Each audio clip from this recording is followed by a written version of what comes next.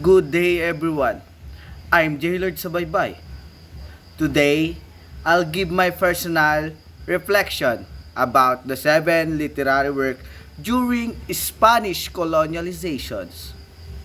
Most early Philippine literature focused on religious and moral themes from the Bible.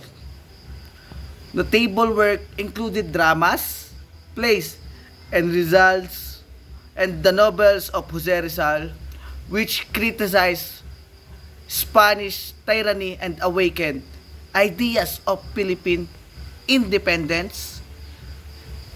And also the literary works is for the Filipino individual who are struggling to fight for their freedom and also our freedom. And because of this era, many aspects are influenced us until today. Many Filipino heroes are sacrificed themselves for our homeland to protect us.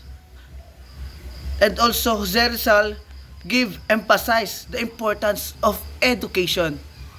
It served as a fundamental text for the reform movement and advocating for rights and social reforms